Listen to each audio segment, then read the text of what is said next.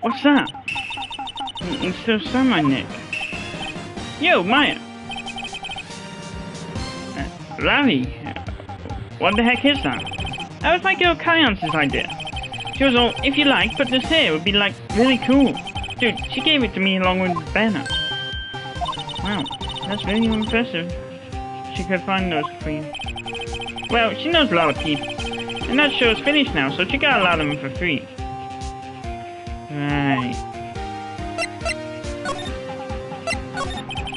Hey, Larry, when did you get that big thing?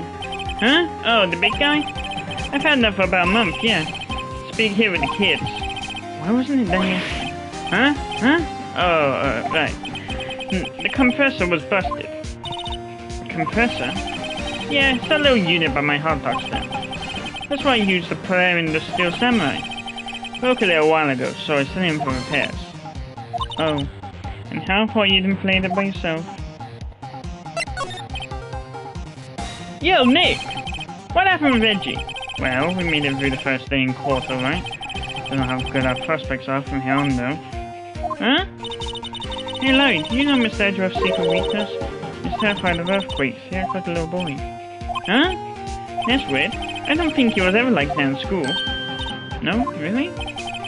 Well, we were only in the same class for a little bit. He transferred schools pretty quickly. Transferred?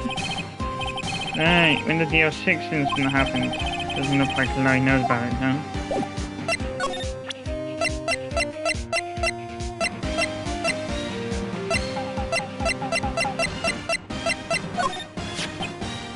That's the guy that's selling my dogs faster than I can cook them. Do you think Gourdy really exists? Nah, I think somebody probably saw something else that he just follows Gourdy. But I'll keep selling samurai dogs until the truth's out. Sorry, Nick. I don't know much about those. I'm a mere seller of hot dogs. Sorry, Nick. Really.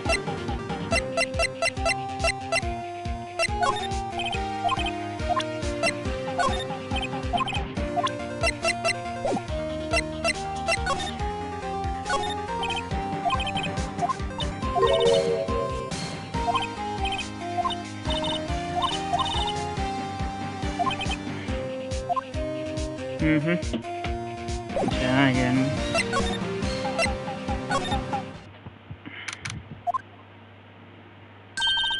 Hey, y'all. Well, y'all find anything about Gourdy? No, nothing. I'll keep moving. Gets cold out here at night time. It's a little chilly. I think I was to sneeze. Whoa, no you don't. No sneezing. Haha.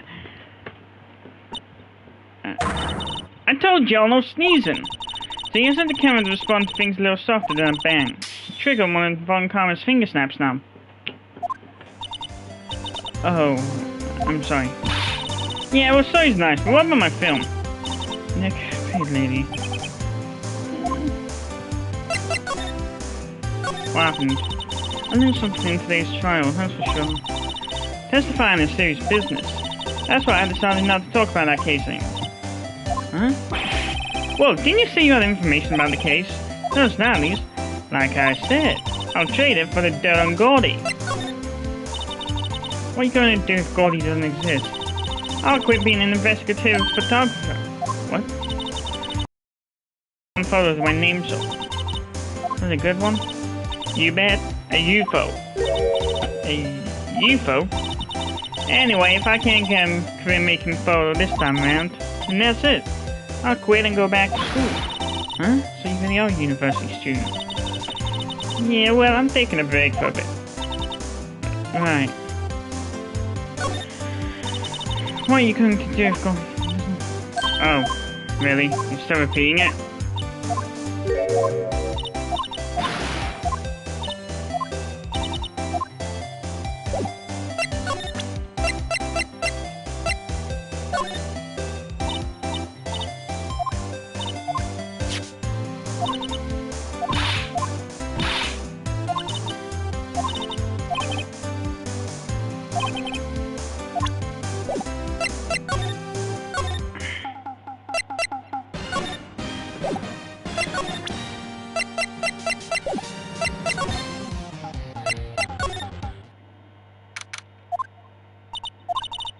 always so quiet here. I wonder if the boat shop is closed for good. Well, the murder on the lake and all, they'll probably just take a vacation till it blows over. I get it.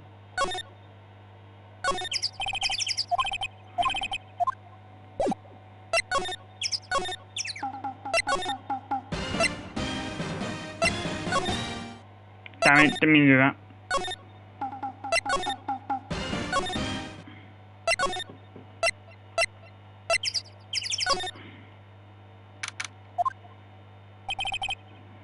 Hey there, pal. What's up? You look out of sorts. Wait, you didn't go and do something that's gonna hurt Mr. Edgeworth's case again. What do you mean again? Whatever, have a seat, pal. I'm here for you if you need anything. Besides money, that's... Talk. How is the investigation proceeding? It's not, really. We have another meeting coming up. We're supposed to talk about Mr. Edgeworth's motive. His motive? See, Mr. Edgeworth's father died in the deal 6 incident. And the guy who got Luna, suspect declared innocent, was the victim in this case, Robert Hammond. Let's say that's why Mr. Edgeworth shot him. Edgeworth never talks about his past. He remembers now, him being caught or two. Poor Mr. Edgeworth. Admit it doesn't look good, pal.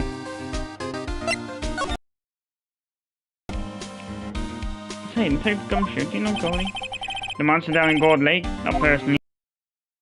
Well, we're looking for it. Huh? Are you out of your minds?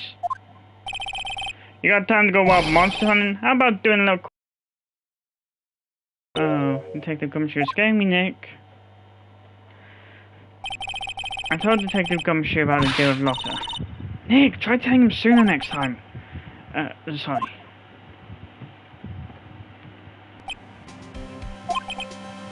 I see you, pal. Sorry for shouting at you. Okay, Detective Gumshoe will aid your search for Gourdy. Huh?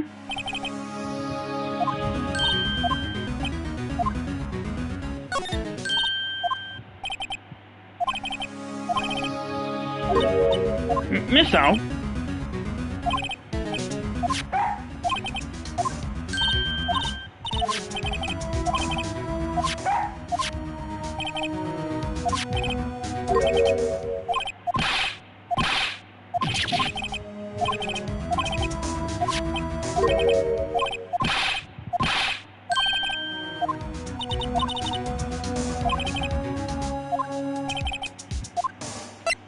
Metal detector.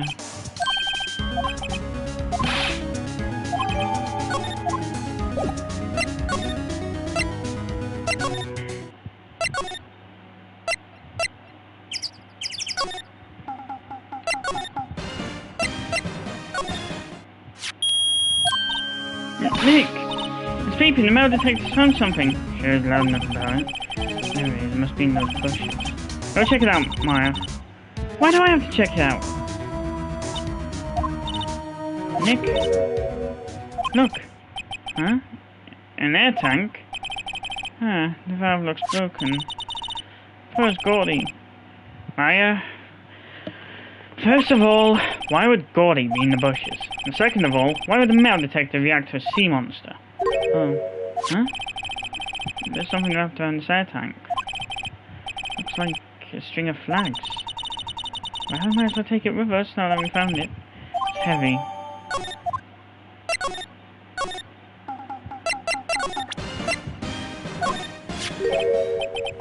What? In the air tank? What about it? Now, I need to ask you about this tank. Is it yours? Say, is this air tank yours? Why would I have a thing like that? Look, see how there's a string of flags around the tank valve? Just like the string of...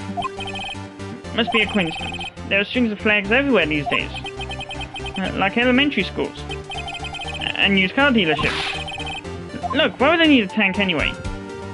To inflate something? You used us to inflate that, didn't you?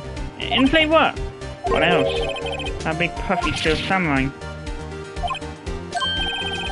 Now why would you go ask me a question like that? Looks like I hit a nail on the head. Right, right. Actually, see, the compressor I always used was on the fritz. So I tried using the tank to inflate it, just once. And, it didn't go so well, as I suspected. Ask more about the tank. It didn't go so well? Yeah. Do you think you could be a little more specific? come on. Look, it's embarrassing, so I really don't want to talk about it. Tell us. Fine, whatever. It's like what I said.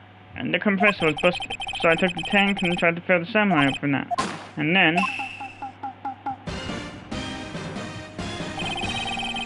the valve busted open and made this incredible noise.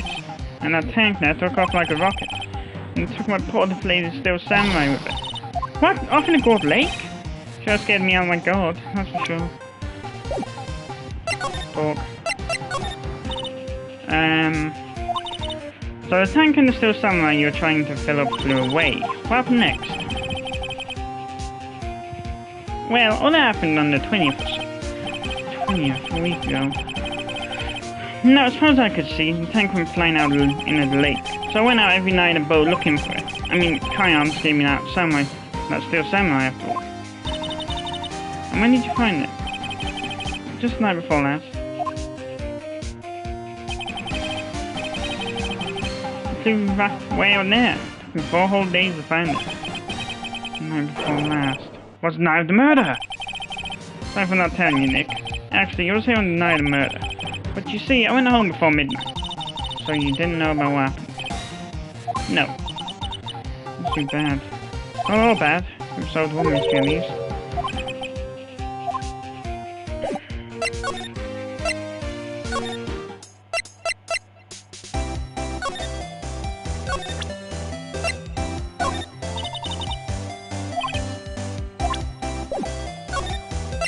That's what people claim as Gourdy.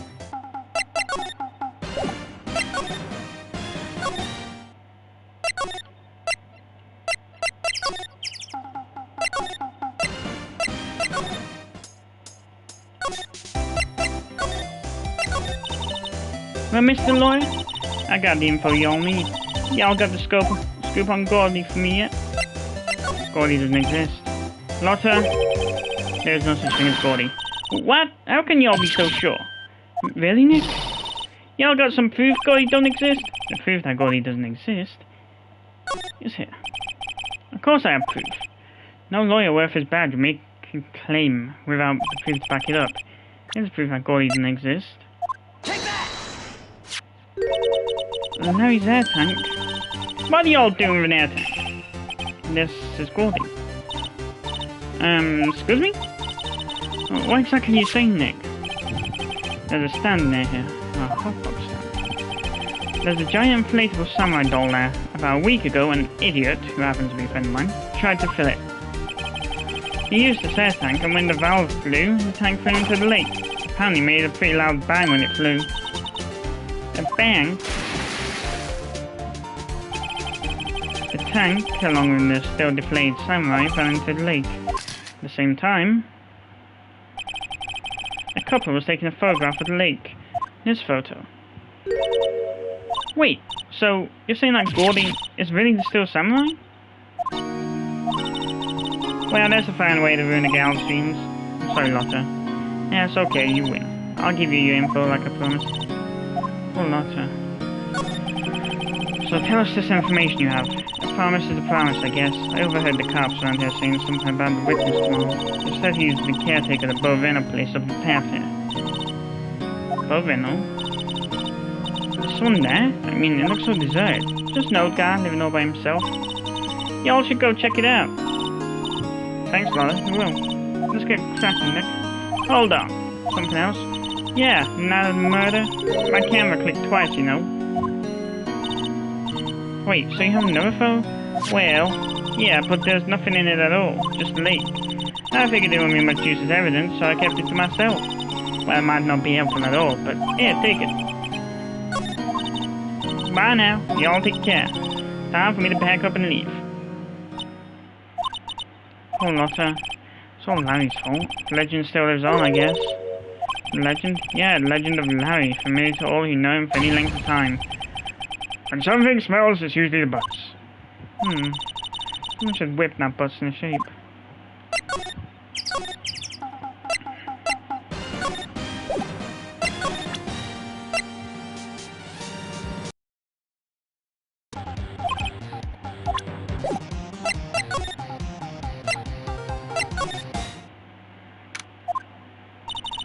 Hey Nick, this is the boat shop that Lola was talking about. You're right, doesn't seem to be anyone around at all. Let's go check it out anyway.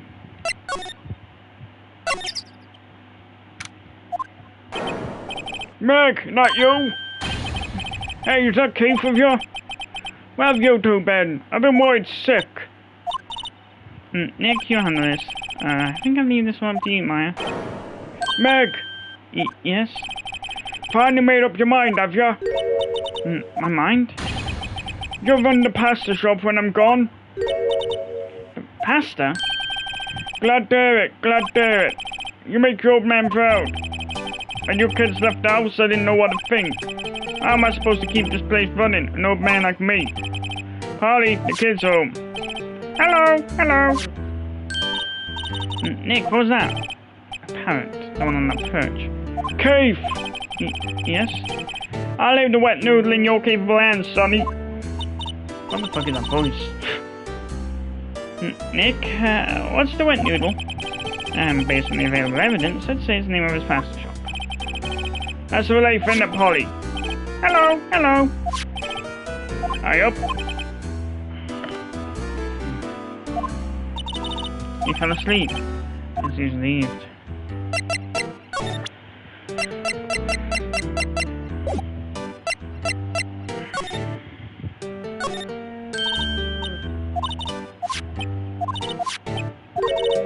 He ignored me. What, you forgot, Meg? You gotta call her name first. Name? Polly, how you been? Hello, hello. Say? Neat, so the parrot's name is Polly. Too bad all she can say is hello. Oh, Polly can say lots of things. You just need to know the secret words. The secret words?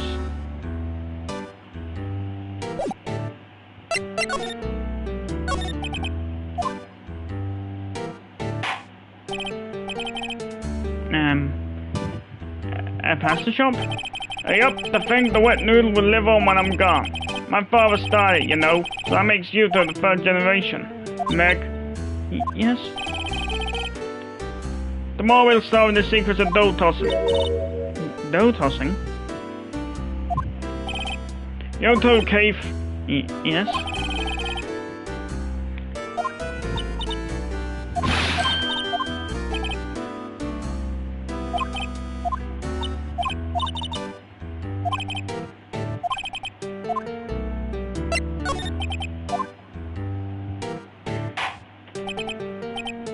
This is about shop, right?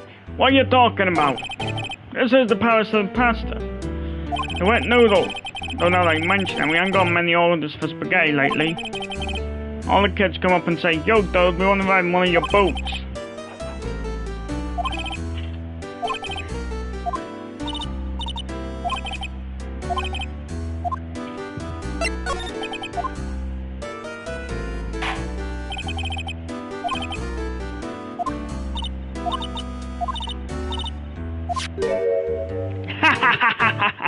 What's number safe? Well, 28. Well, alright. Hey, Polly, watch it, will ya? See, Nick, all it takes is a little clever thinking. And a criminal mind.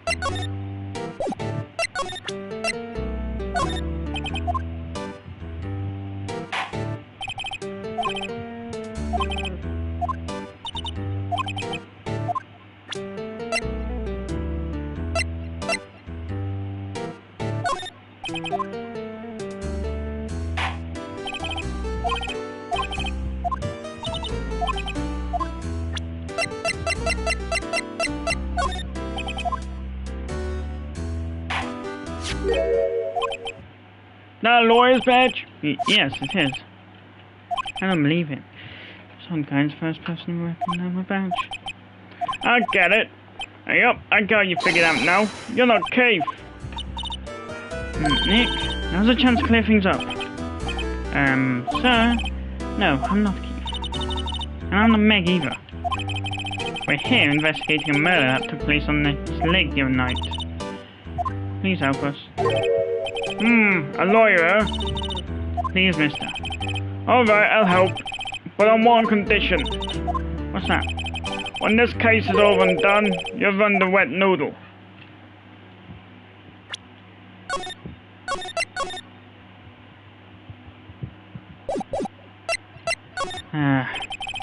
Okay, promise. Nick, are you sure about this? Hey, anything to get this case solved. Also, who wouldn't want to eat Phoenix noodles?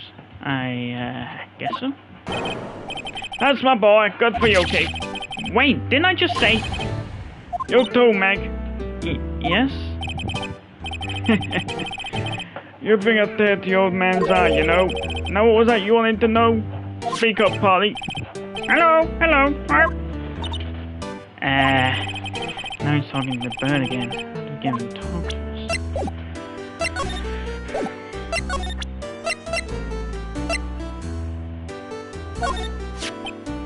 Hey, up, I saying this. You know something about this, sir? Keith. Yes? It's okay, you can call me Dad. Dad, you know something about this? I up the other night out on the lake. Yes?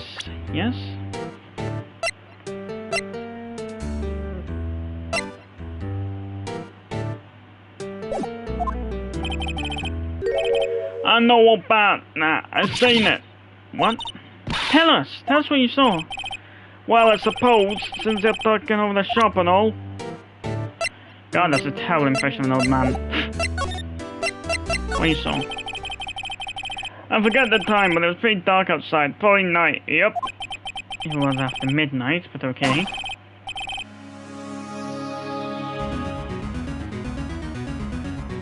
I need a drink. I've got my phone.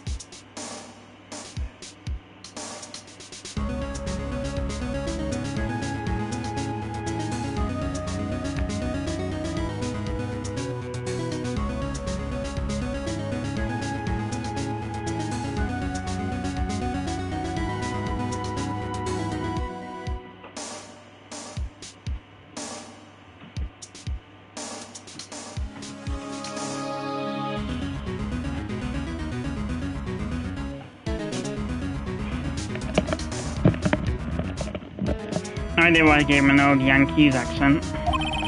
Then I had another one. Bang!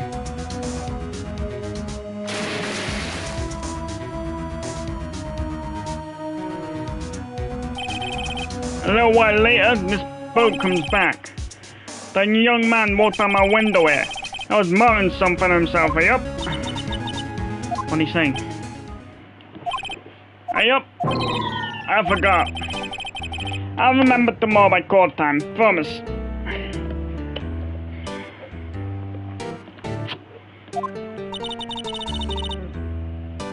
We need to know earlier than that.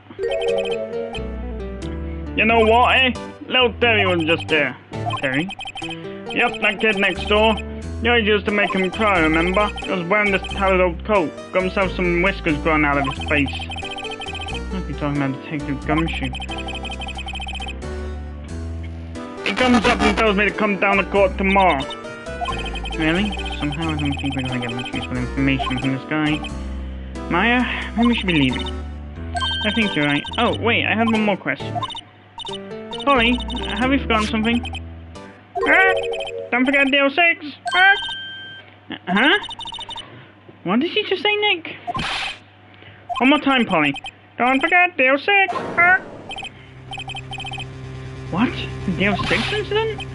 Hey, mister, I mean, Dad. This is getting weird. Who is this old guy? Why would that bird Polly know about DL6? I had to figure out who that old man is. Oh, what? He locked the door from the other side. Who could that old man be? We need to do a little more research on this DL6 incident. Maybe we should ask Detective Gumshoe.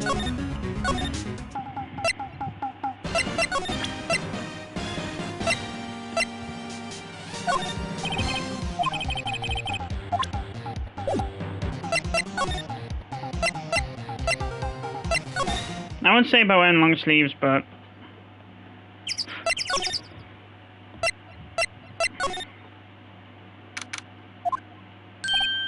Hey pal, long time no see. You don't look so happy. What's wrong this time? Actually, we wanted to ask you something. Yeah? Talk. The DL6 incident. Detective Gumshoe, please help us. Huh? We need to know about the DL6 incident. That was when Edgeworth's father died. I'm gonna start using my own voices for these two because I've forgotten what I used to use from. That was when Edgeworth's father died. I can't help but think that has something to do with this current case. To tell the truth, I don't know much about DL6 either. Mr. Edgeworth forbade us from reading the file, so I'm afraid I can't show them to you either, pal. What? However, if you can convince me somehow that DL6 incident is related to this case, well, I guess I'd consider opening the file up. You know the boat rental shop down at Gourdy Lake? Oh yeah? The old man who runs it is appearing as a witness in court tomorrow, right? Huh? And you... That's supposed to be top secret. Do you know who that old man is? Actually, I don't. He's a bit of an old bird. I haven't been able to get a straight answer out of it. I decided first I wasn't persuasive enough to stand and testify as a witness.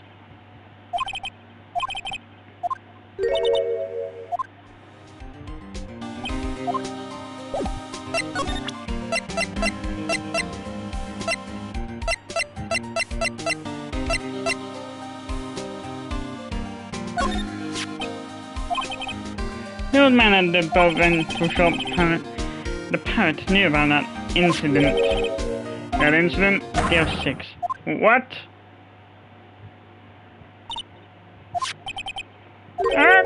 Don't forget DL6. Huh? I'm pretty sure that old man must have taught that word. Yeah, but how would that old man know about the DL6 incident? Wait, what if that old man was connected to DL6? Nick, you think he might be... I getcha. Sounds like you need information on the DL6 incident. Where there is the station's records. I'll give you special permission to go in and find what you need. Alright, way to go, Detective Gumshoe. Okay, Nick, to the records room. I guess it's time we faced Edgeworth's past. Move. Records room. Wow, it's amazingly dusty. 10 years of files and 10 years of dust, I guess. Let's find that DL6 stuff quick. 15 years ago, both me and Edgeworth were 9 years old. He almost was 4th grade when he suddenly transferred because of DL6. Nick, I found out where the file is. Oh, thanks. Just let me know what you want to know about the DL6 incident. I'll go get the right file. Talk. Victim data. You have data on the victim, Edgeworth's father? Yeah, hold on. Victim. Here, found it. Gregory Edgeworth. 35, defense attorney. If he was still alive, he'd be 50. He'd lost on his case in court and got in the elevator with his son, Miles. Miles Edgeworth, of course. So he was in the elevator with his father.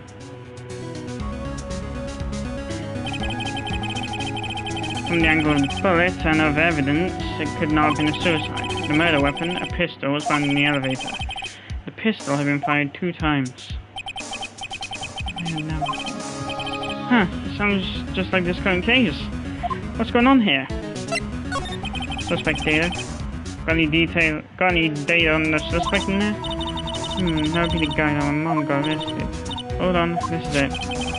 The man arrested the suspect in DL6 was Yanni Yogi? He was a clerk in the court, apparently. So he must have been the 3rd person in the elevator. Well, then he had to have done it. But he was found innocent, thanks to the defense lawyer, Robert Hammond. Hammond, victim in our case. Right. The suspect, Mr. Yogi, was oxygen deprived, so much so he had brain damage. Lost all memory of being in the elevator. After he was declared innocent, he disappeared. Where could Yogi have gone to, I wonder? Maybe closer than we think. Well, first I have to get a handle on the main facts. Well, 3rd. Like a summary. Right. Summary. Found it. Here you go. December 28th, 2001. That's exactly 15 years ago from the day after tomorrow. So in 2 days, the case is closed. So I was 2 at the time. Which means I would have been 17. Those events actually happened. The incident took place in the elevator of the district courthouse. What? Is this the same district courthouse where we're holding the trial now? Looks like it. There was a large earthquake at 2 PM on that day. Part of the court building collapsed and all of the lights went out. Wow, that was some earthquake. At the time, 3 people were trapped in the elevator. It took 5 hours for them to be rescued. 5 hours? That would be scary like that in the dark. There was a lack of oxygen in the elevator and the survivors were unconscious. Survivors? One of the 3 in the elevator had been shot in the heart. That was Mr. Edgeworth's father, wasn't it? He said that his father was shot before his very eyes. So Miles Edgeworth was one of the other passengers in the elevator. I guess I know generally what happened in DL6 now. So I don't know what sort of impact the whole thing had on Edgeworth. Nick, are we going to take the whole file? There's too much, we'll never get out. You're right. How about we just take what we think we'll need? Right, that's probably all we're going to be able to find it. Now what's left is trial tomorrow. Well now, Dad will do testifying in court.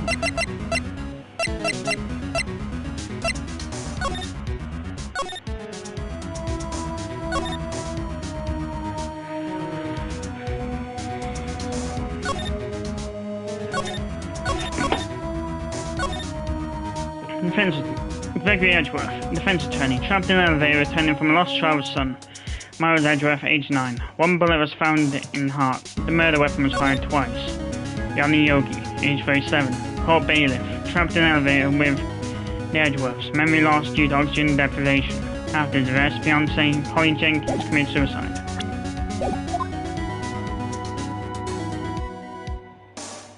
To be continued.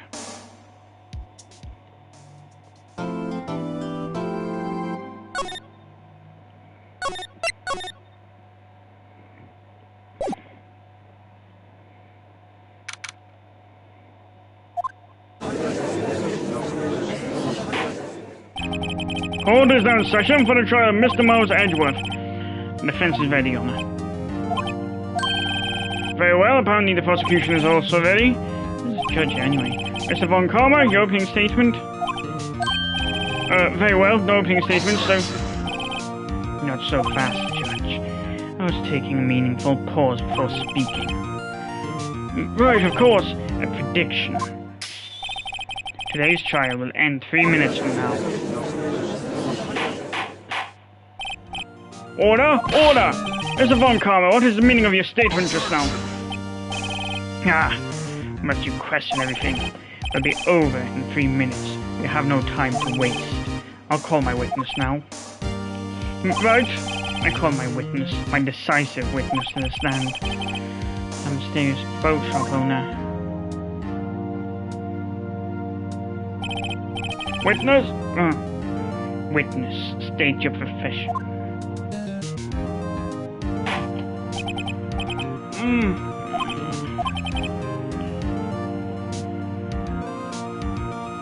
I am the proprietor of the restaurant, the Wet Noodle at Gourd Lake.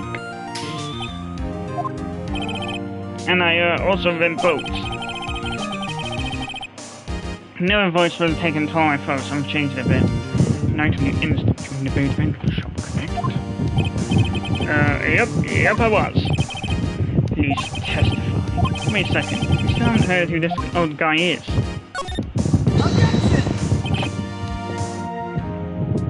Wait a minute. The witness hasn't stated his name yet. Because I did not ask him, Mr. Wright. I have predicted this trial will end in 3 minutes. Stop asking trivial questions and cooperate. Yeah, right. The witness will state his name.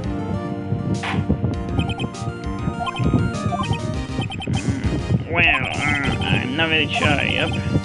What do you mean? My, memory?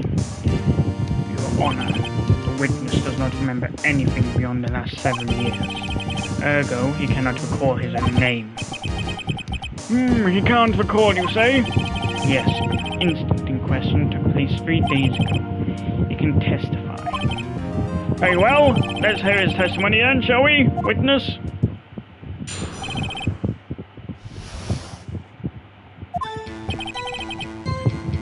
But the night... What is the night? God, I forgot what voice I gave now. Was the night of the 24th, just after midnight? Yep, I was in the restaurant. God, my voice keeps changing.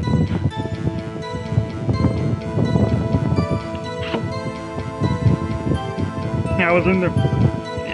God, I forgot what voice I gave him. I was in the restaurant where I rent boats as usual. And then I heard a bang. Yep. When I looked out the window, I saw a boat just start blowing on the lake. Then I heard another bang. Just by then, the boat comes back to shore and the man walks by my window. Very well, I'd like to begin the cross-examination. There is nothing to question in my witness's testimony. Ergo, no need for cross-examination. Besides, there are only 10 seconds left before 3 minutes are up. Judge, your verdict now. Can somebody please get a revolver and shoot this guy in the head? Yes, Mr. Wright. Cross-examine. What are you saying? Of course I'll cross-examine the witness. Very well, you may begin. Excuse me, Mr. Von Karma? 3 minutes just passed. I see. Well then, let's just take our time. You may cross-examine the witness.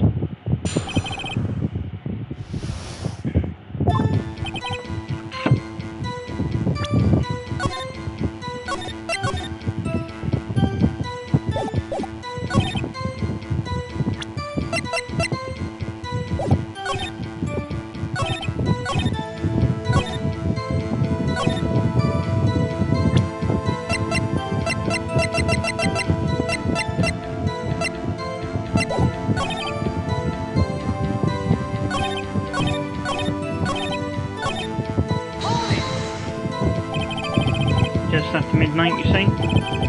Yep, just around then. Are you sure? Fairly sure, yep. When I talked to you yesterday, you were rather vague about the time. I was surprised you seemed so sure about it today. I asked him, and he remembered. Isn't that right?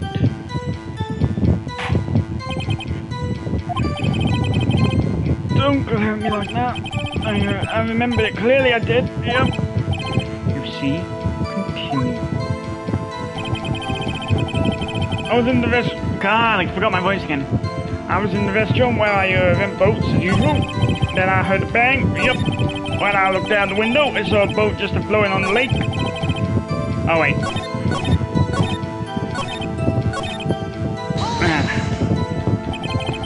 Is there anyone who can verify that? Well, I guess Polly could.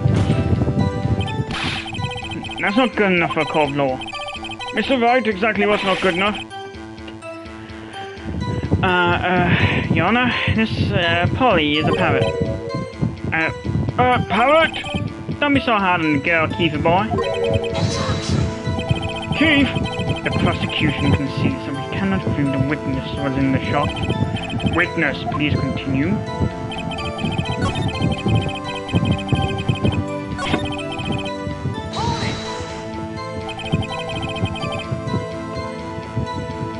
And where did the bang seem to come from? From the lake, I figure. Are you certain? Up. Good. Continue. Was there someone in the boat? I was very far out there, couldn't say clearly, but I figured there were two men out there, yup. But you couldn't see them clearly? Yup, at the time, that is. At the time.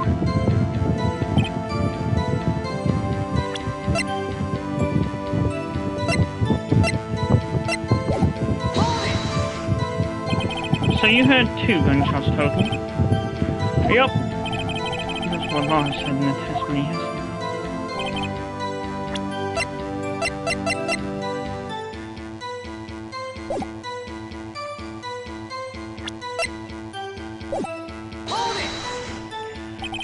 By your window? Up by my window, right outside the window of my little shack. And could you see the man's face? Well, the fog was pretty darn thick, but he was right there. In front of me, I saw him. This is a very important detail. Please add it to your testimony. I have a bad feeling about this. That man was the defendant. He was saying, I can't believe he's dead.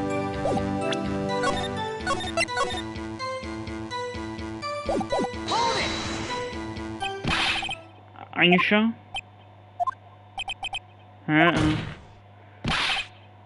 Dad.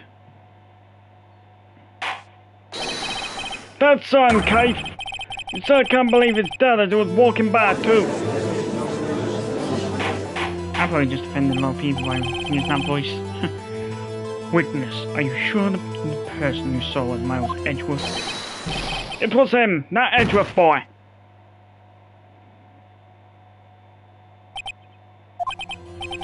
This sounds like decisive evidence indeed. I see no room for doubt.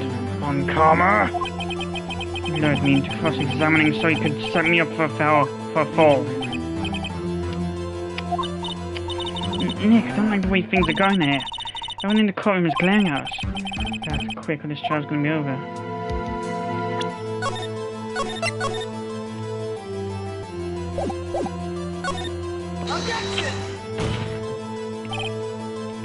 Your Honor, we proved in yesterday's trial that could not have been Edgeworth who fired that gun. Mr. Wright, are you referring to the fingerprints from Edgeworth's right hand on the gun and the photograph showing a man firing with his left hand? Exactly. That is easily explainable. He could have wiped his prints after he fired. You are ignoring the truth of the matter here. Everything in this witness's testimony is true. The judge has lost him 4. What should I do?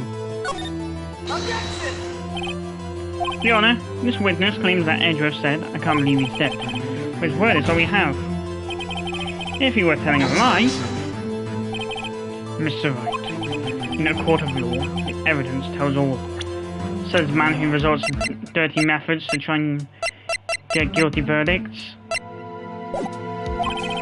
Apparently you have yet to realize even this basic fact. Your serious testimony is a lie, show us proof. Ugh.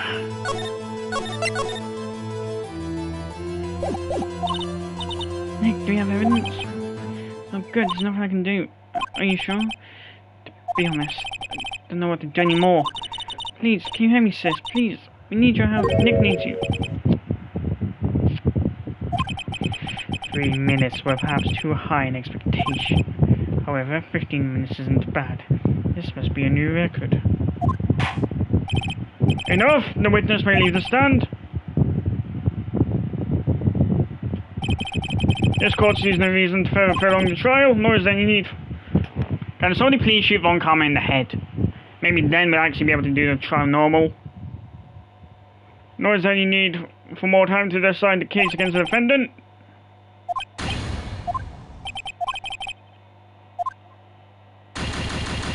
What?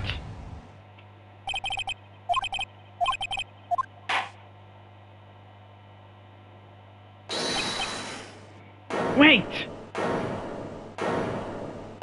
Again? Who was that just now? Oh, Larry. What are you doing here? Listen, you gotta listen to me.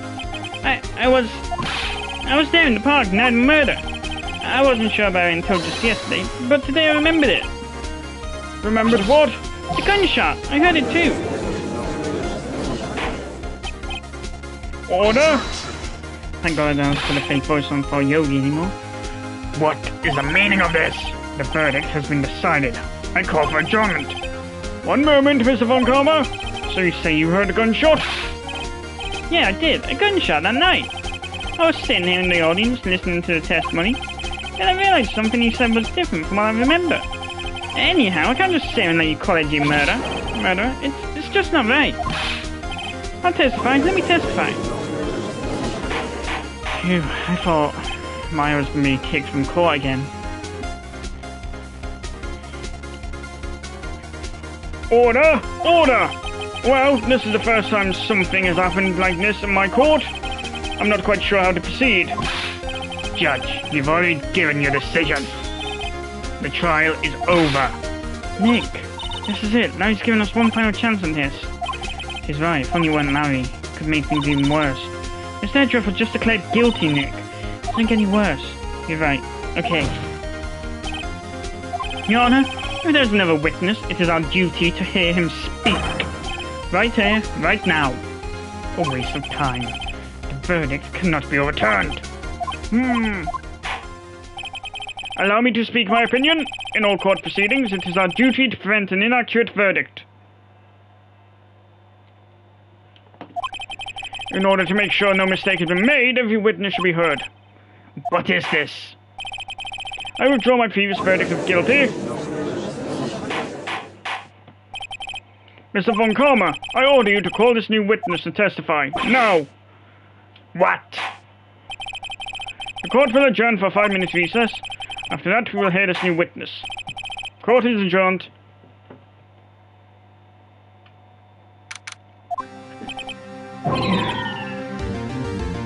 It was too close.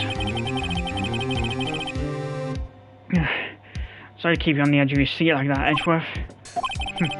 I've seen worse. Yeah, right, Edgeworth.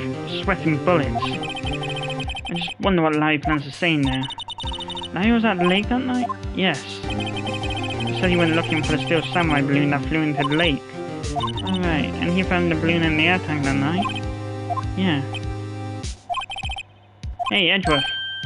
You're saying something, right? Yeah, a lot of things. You seem out of it. What's wrong? It's nothing. Mr. Edgeworth, there's something I've been meaning to ask you. What's that? Why are your fingerprints on the murder weapon? Oh.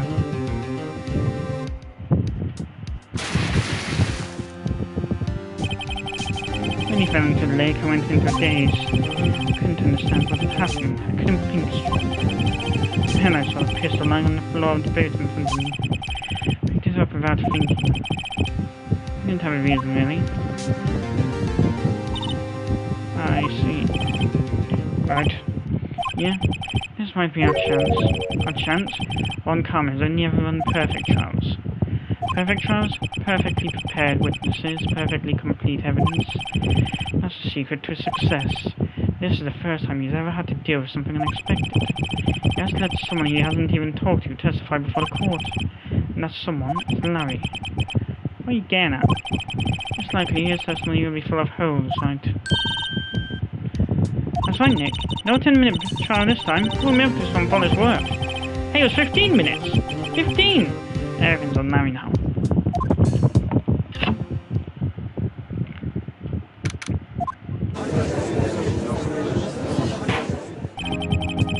Court is now back.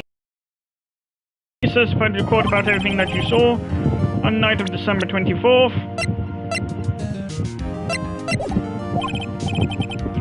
Right, leave it to me. Please, Larry, don't mess this one up. You need to admit it for your last chance.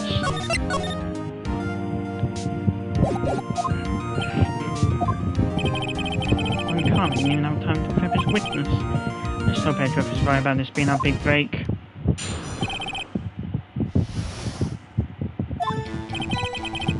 That night I was having a boat on the lake. I was looking for something and I found it. So I quietly slipped the boat back in at the rental shop. And just as I was thinking about going home, I heard this bang. I looked out over the lake, but I didn't see a boat. So after I heard that single gunshot, I went home. That was unusually vague testimony, even for this court. In any case, Mr. Wright, you may begin your cross-examination. Yes, Your Honor. What's wrong, Nick? It's Larry. I have no idea what he's going to say if I press him. I'm a little scared.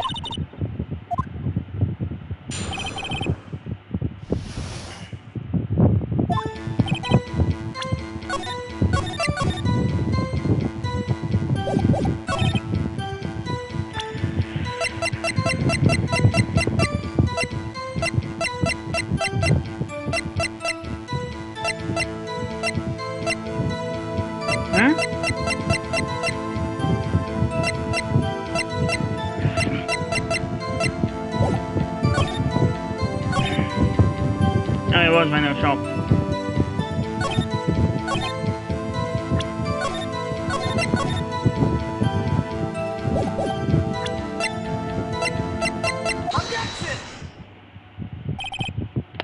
Wait a sec, Larry.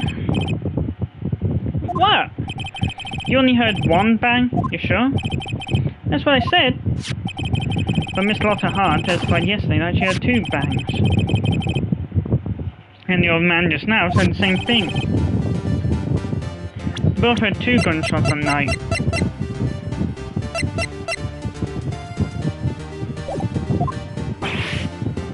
Huh? Were you even listening? Were you paying attention at all to what they said? Yo, Nick, please! Huh? You know, something's been bothering me. I'm a witness, see? I'm like a customer here. So you gotta treat me nice and stuff, okay? Mr. Butts? What? You only heard 1 gunshot, are you sure? Well, to tell you the truth, I'm not sure. Not sure? How can you not be sure? Yeah, well, I might have missed the other gunshot. I was, listening to something else. Something else? My radio, dude, with my headphones. What? Order! Order! And stop that booing! Mr. Butts, you were listening to the radio with your headphones? Yeah, so what? Not a crime? I listen to my radio. Everyone listens to radio. What's the big deal? Well, since I got Spotify, I've not listened to a radio. Mr. Von Karma, your opinion? Waste of time. I do not accept this witness, nor his shoddy testimony. Well, Mr. Wright, should you continue the testimony? Continue. Your Honor, please allow this witness to continue his testimony. Nothing is more pitiful than a lawyer who doesn't know when he's lost. Very well, Mr. Butts. Please give your testimony and be sure to include details like your radio. Right, leave it to me.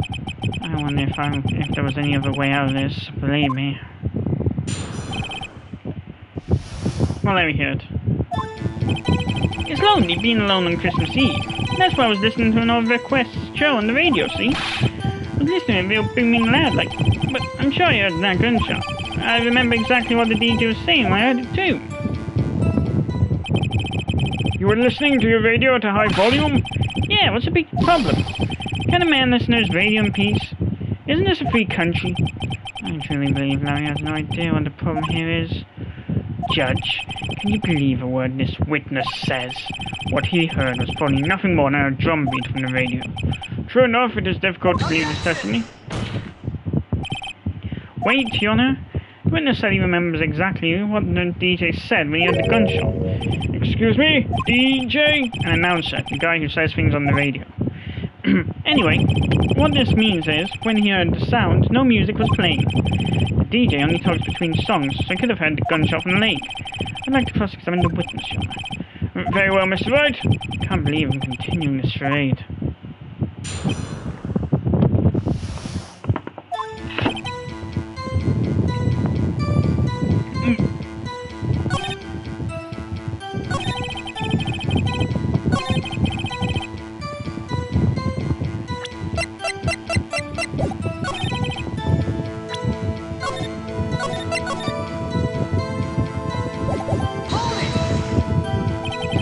What did she say? Mr. Wright, please cease these pointless questions. What possible good could knowing what radio DJs said do us? Indeed, Mr. Von Karma has a point. I'll allow the question only if you see some reason why we should care. We should care. Of course we should. Why? Well, how do you know if you don't ask? Fine, very well, Mr. Butts, please testify to court. What was the radio announcer saying when you heard the gunshot?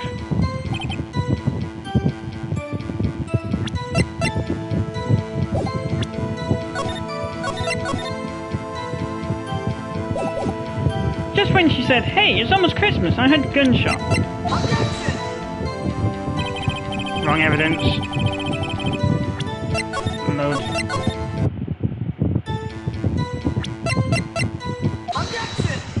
There we go. Larry, are you absolutely sure what you're saying is correct?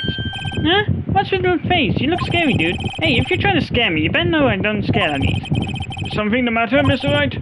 Your Honor, did you hear what the witness just said? The DJ said, hey, it's almost Christmas, when he heard the gunshot.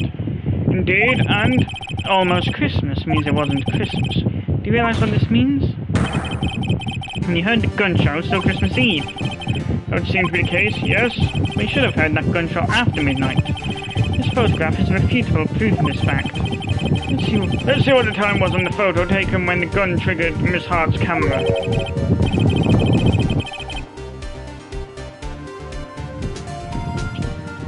15 minutes past midnight on the 25th of December. Oh wait, that's what he said. On Christmas Day. This is a clear contradiction, Your Honor. Order! Order! What does this mean? The two prior witnesses heard gunshots after midnight. However, this witness says he heard gunshots before midnight. Judge, the answer is simple. The current witness is plainly mistaken. Just look at him. Suspicious. What? Well, Mr. Wright?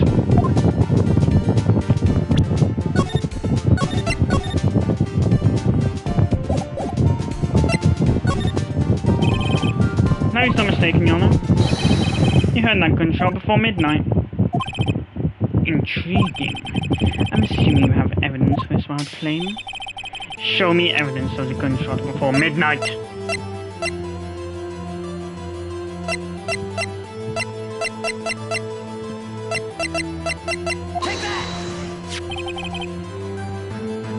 Look at this photograph. This was taken by a witness yesterday, Miss Lotta Hall, with automatic camera.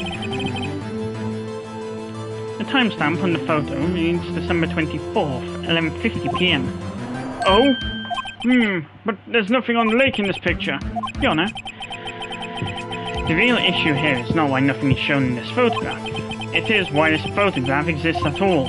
What do you mean? Your Honor, this photograph was taken by an automatic camera. That camera was set to go off in response to loud noises. Aha! Correct.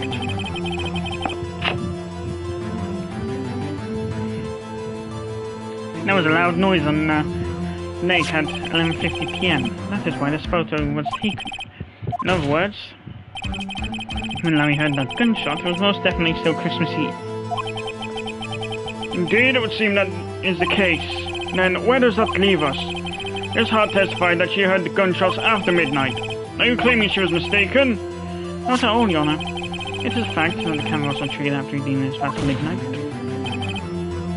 Your Honor, that night there were 2 sets of gunshots with a 25-minute pause between them. Why would this be? Don't be fooled, Judge. That camera was set to respond to loud noises. Yes? There is no proof that the loud noise at 11:50 was a gunshot. Why, the witness could have sneezed, triggering the camera. Hey, my nose was clear that night, man. Clear! Well, Mr. Wright?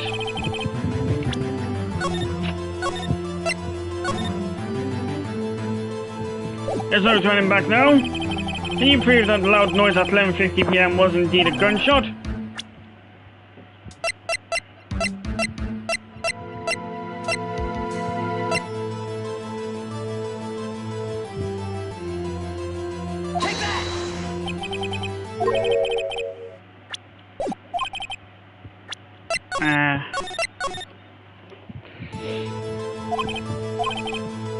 I thought it was either gonna be. This is my evidence. No, murder weapon? Something about this pistol was bothering me, Your Honor. Both of the witnesses who testified yesterday heard 2 gunshots. However, the murder weapon was fired 3 times.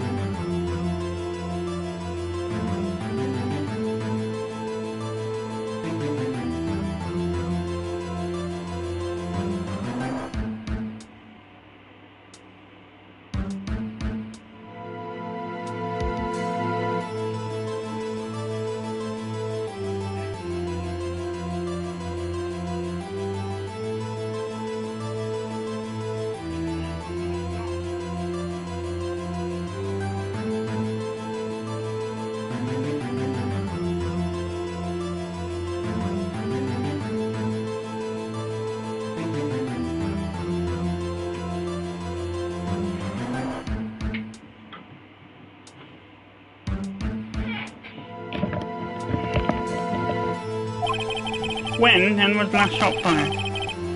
Only now have I realised the truth. That third shot was a shot Larry heard just before midnight. Order! Order! That makes sense of the evidence we've seen so far.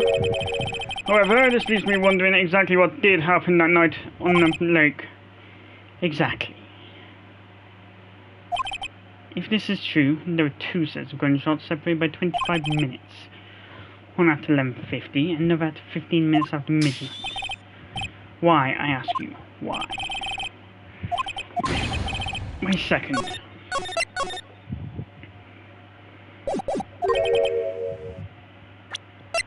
Gunshots separated by 25 minutes.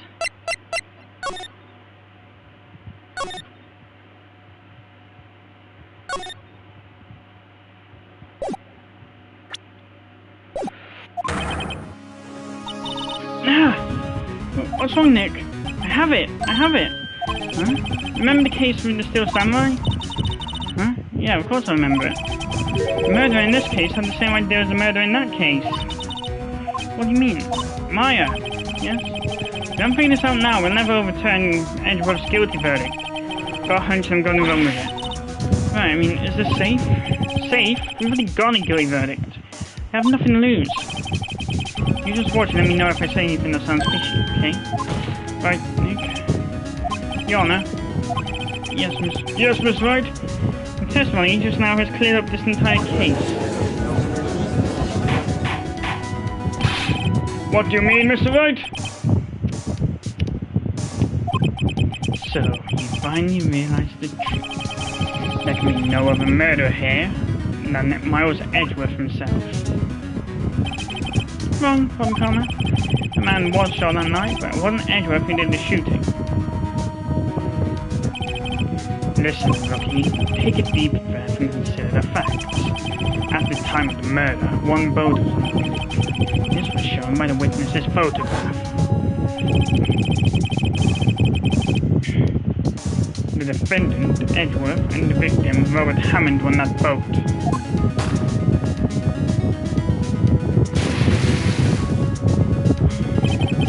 There was a gunshot fired on the boat, and Robert Hammond fell into the lake. The distance of the shooting was 1 meter. It couldn't have been suicide. Well, the guilty party has to be the other man on that boat. I admit it is hard to imagine any other possibility. Yes. This assumes that the victim was shot at 15 minutes after midnight. What do you mean by that, Miss Wright? I have photographic evidence at the time of shooting. Timestamp on the photo says 15 minutes past midnight. But Larry heard a gunshot 25 minutes before that. Robert Hammond was killed then, 25 minutes before the shot on the lake. That's the only way that Edgeworth could be innocent. Mr. Wright, are you quite mad? Explain who the two men on the boat are.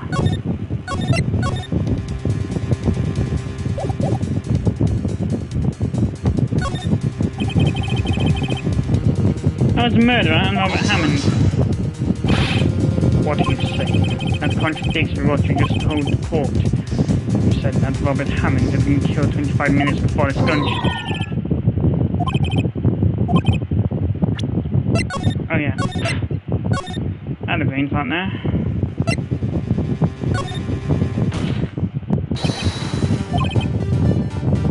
After the murderer killed Robert Hammond at 11:50, he assumed the guise of Mr. Hammond and met Edgeworth.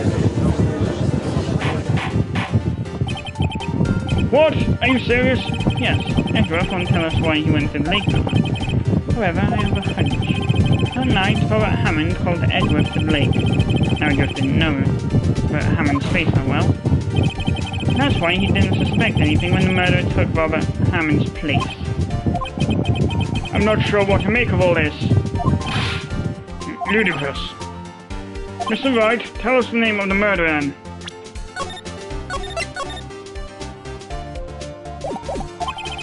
The murderer's name? Right,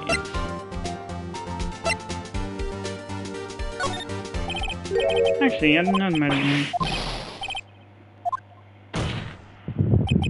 I don't know because he never told us. The murderer is the caretaker of the boat shop, and that old man. At 11:50, he was the one who killed Robert Hammond. The caretaker of the boat shop? Why did he do this? There weren't any boats on the lake then. Why would he have to go all the way up on the lake just to shoot someone? May I suggest that the real scene of the crime was not on a boat? What? Well then, where did the murder take place?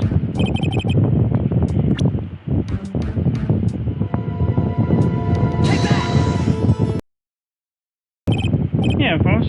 The boat shop where he lives. That way you can meet with the victim without anyone seeing. You have proof that the boat shop was the scene of the crime. Recall Larry's testimony, if you will.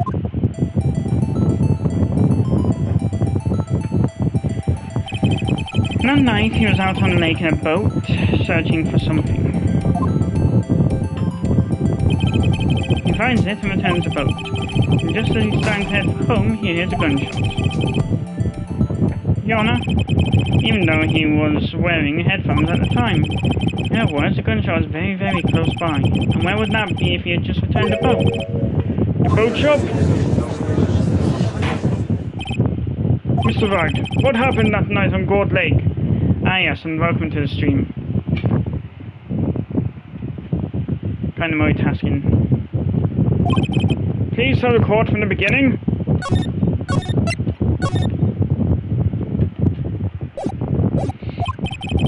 Yes, Your Honor. Nick, are you sure about this? Not really, but I think for the very beginning, I think it's I might just be able to figure this out. That night, the caretaker of the boat shop called Robert Hammond to his shop.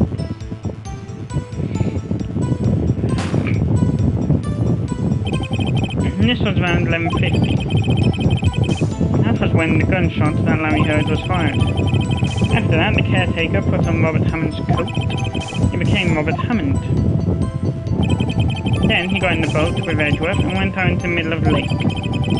Then who fired the pistol on the boat, Mr. Wright?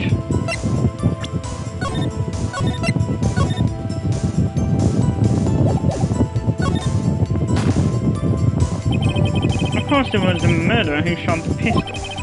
He shot twice, both missed Edgeworth on purpose. Wait a minute. Yes?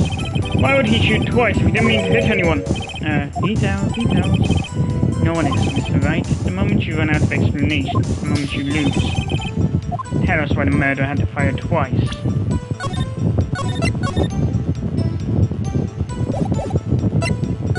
To create a witness.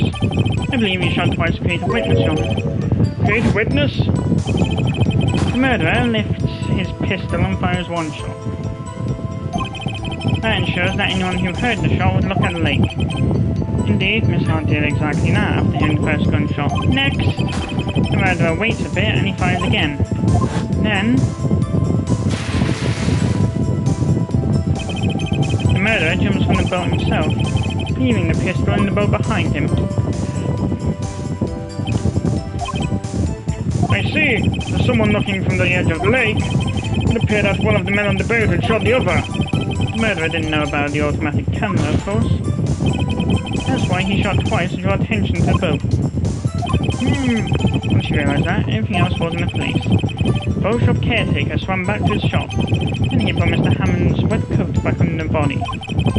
And threw the body into the lake. This is what happened, Your Honor. These are the events that transpired that night on Gourd Lake.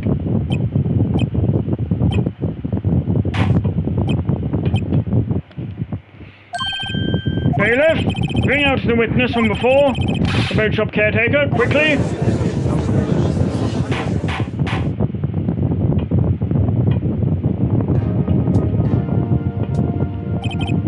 Very well, while we are waiting for the caretaker, I would like to ask the defendant, Miles Edgeworth, a few questions. Mr. Edgeworth, please take the stand.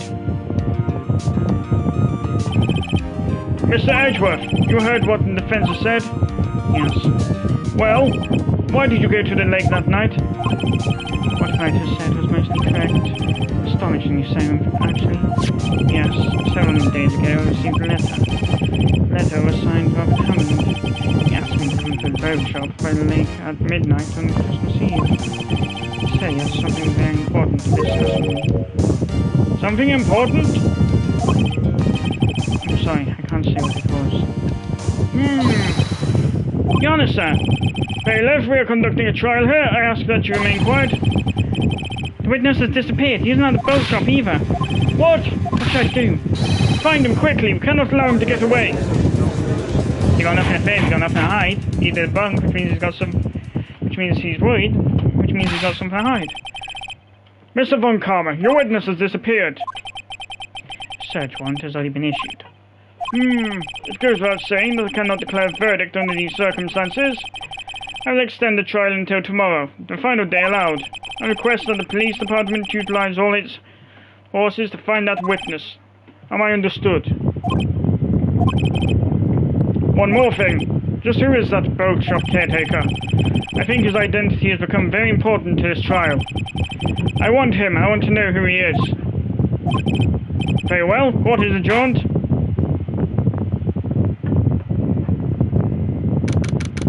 December 27th. 1:22 p.m. District Court. Defendant lobby number 2. Hey Nick, you did it.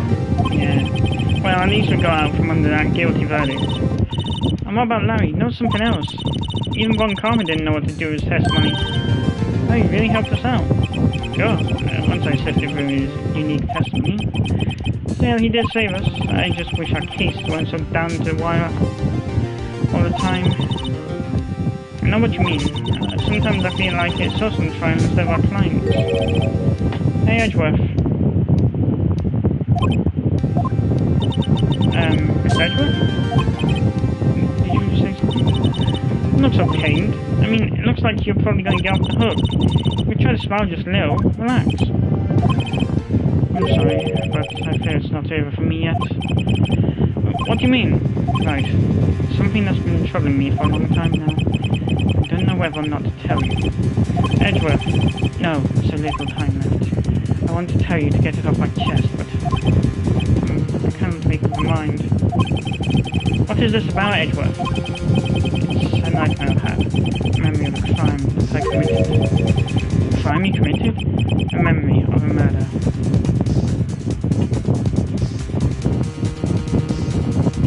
Myrtle?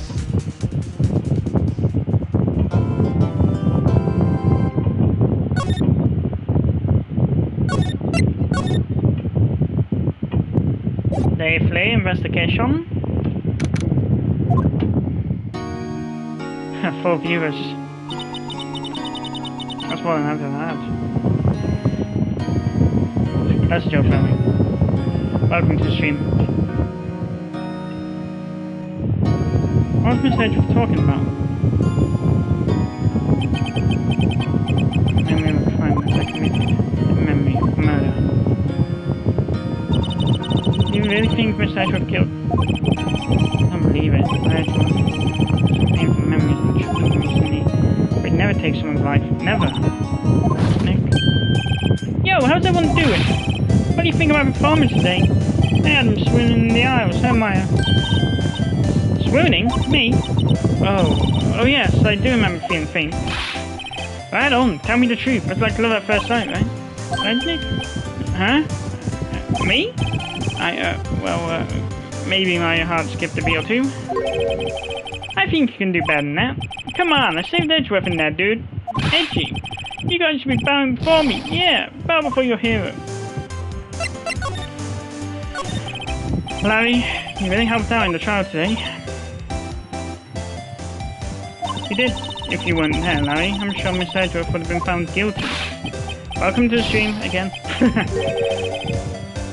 But seriously, Nick, that boat shop caretaker guy is pretty suspicious, but Edgy ain't off the hook yet. Wait, let's follow the mood, Larry. Hey, I'm just a guy sitting in the audience, you know? From where I was sitting, Edgy seemed pretty edgy. I mean, can you really know he's telling the truth about that night? Nick? Don't know. But what I do know is I'm gonna believe in you two until the end. Us two? Edgeworth and who else? You mean me, right? No, he means me, right, Nick? Yeah, you, Larry. Not me. But why you, Larry? Huh? Actually, yeah. Why me, Nick? Enough of the silence, human. Nick, why do you trust Mr. Edgeworth so much? He's changed recently, true, but when we first met him, he was kind of a jerk, don't you think? I didn't know him back then.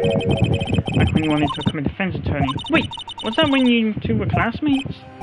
Yes, in grade school. You saved me, Miles and Larry. You saved me and I'll never forget. So I became a defense attorney, you know? What? Hey, Larry, what's he talking about? Huh? Sorry, I kind of forgot. Okay, Nick, out with it. I'm gonna hear the story today, and that's final. Okay. Kind of a long story, so hang in there. And at the very end of 3rd grade, I was on trial. A class trial. A class trial? This ain't Danganronpa. A class trial? You remember, Larry? Spring, end of 3rd grade? Again, this ain't Danganronpa. What are you talking about class trials for? A kid in our class got his lunch money stolen. Lunch money? Our school was very small. Every month, kids would bring in an envelope for money for lunches from home. Ah, I see.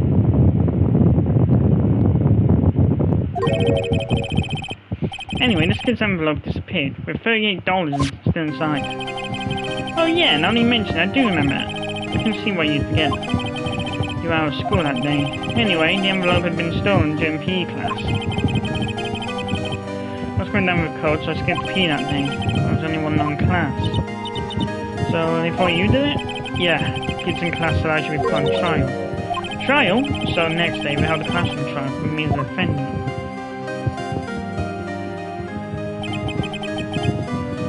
I didn't do it. Guilty, you did it. Guilty, it was you.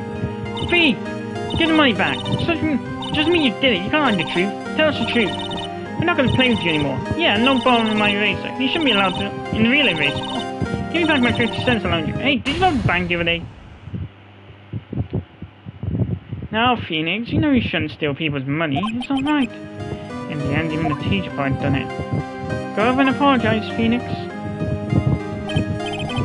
I didn't know what was happening. I was so sad I couldn't stop crying. Everyone was staring at me like I'd done it. I tried to apologize. Went to where the boy whose money had been stolen was sitting.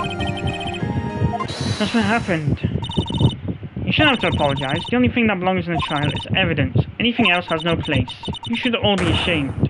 Amateurs. Miles? Oh yeah, it wasn't you who stole my money, was it? No. Then you shouldn't apologize. Everyone's been shouting you did it, but no one has any proof. That is why, Your Honor, this boy is innocent. But Miles, it was your money that was stolen. Yeah, you did it. We don't need proof. Make him say he's sorry. Why don't you all just shut up?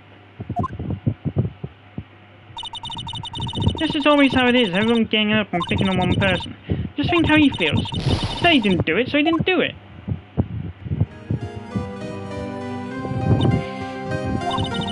Very well. I will replace the money myself. This class trial is over. That's how it happened. After that, the three of us were best of friends. Wow, I had no idea.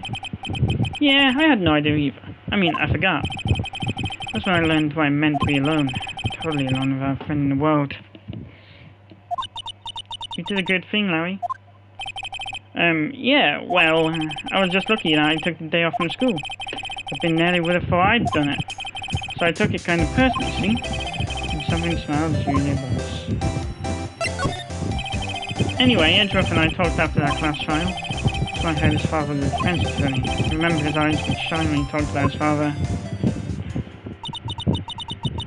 I'm going to become a defense attorney, just like my father. A famous defense attorney. Then, a few months later, he suddenly transferred to another school. In the DO6 incident. Right, I'm not sure, but the transfer probably had something to do with his father's death. So sad.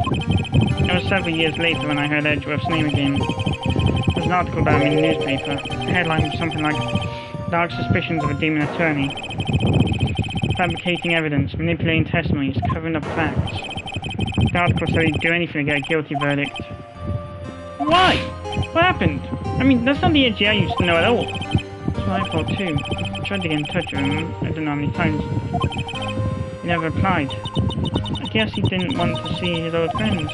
He couldn't just drop it. I wanted to meet him to learn why he had become who he had became. So I decided. Wait, you don't mean... That's why? That's why you became a defense attorney? To meet Edgeworth? I was a defense attorney. I knew he'd have to meet me whether he wanted to or not. In court. Edgeworth believed in me, and I believe in him. He's in pain, and no one's on his side. I'm the only one who knows the real Edgeworth. I'm the only one who can help him. Whoa, Nick! So is that why you helped me out for free? Yes. I helped you because I believed in you. Except I don't remember saying I'd do it for free. Oh, Nick! Nick, we have to save Mr. Edgeworth if it's the last thing we do, okay? Right, as very well may be. First, there's that rental boat shop caretaker. We need to find out who or what he is. I'd settle for who. I guess I can clean out some of the evidence I no longer need. Okay, let's go.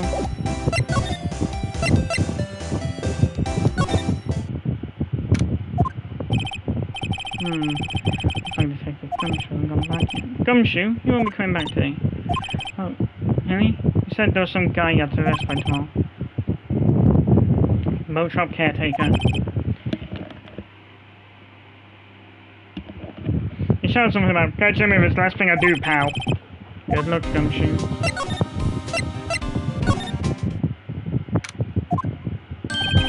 Hey, pal. Long time no see. Oh, Detective Gumshoe. Closed one today, eh? I got so worked up, I snapped my tie knot. Sorry about that. No problem, pal. Thanks to you, we now know who really did it. You mean the boat shop caretaker? Look, I'll make you a promise. I'll have that scoundrel in my custody by trial time tomorrow. Come on, mate. My duty to you as a police officer. Now have to catch me a criminal. Detective Gumshoe show is active today. Oh, one other thing. No one can go into the woods today. The woods? And Laura's camping. The woods are off limits to camping, and apparently the park ranger found out. He got pretty mad. No one can go in for a while. I guess Laura's in a lot of trouble. Anyway, I'll be seeing you tomorrow.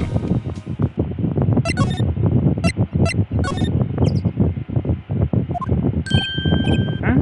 The steel eyesal's missing. Eyesore? Looks like the hot dog stand is closed too. Guess Larry's too busy worrying about Mr. Edgeworth to show up for work.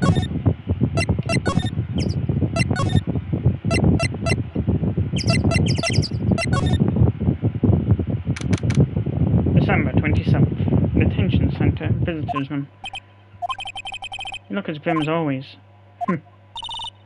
Mr. Edgeworth, I heard the story about the class trial. Class trial? What do you mean? You don't remember?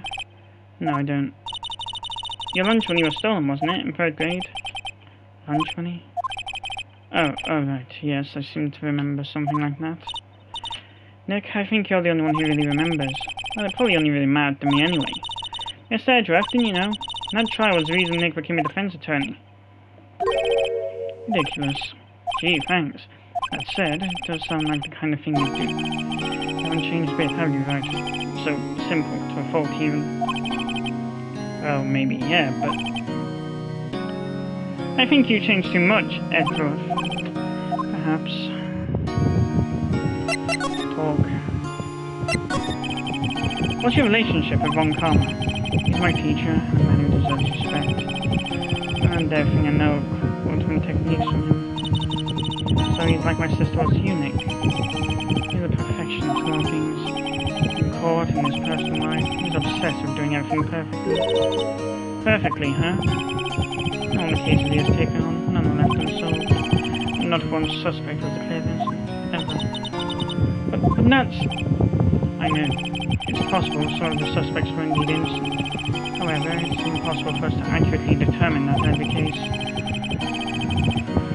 All Von Karma does is his job, to find the suspect guilty perfectly. In any case, it's nigh well impossible to find a weakness.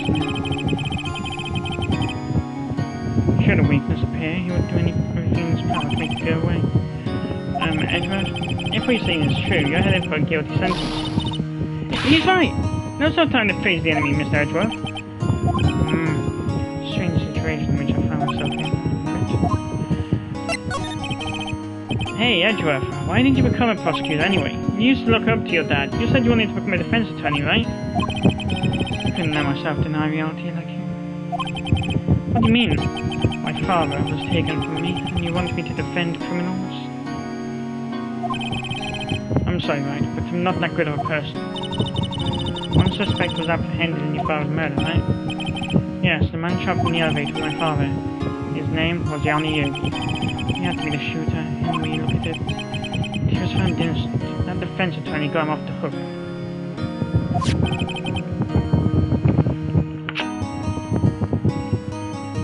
That'll be Robert.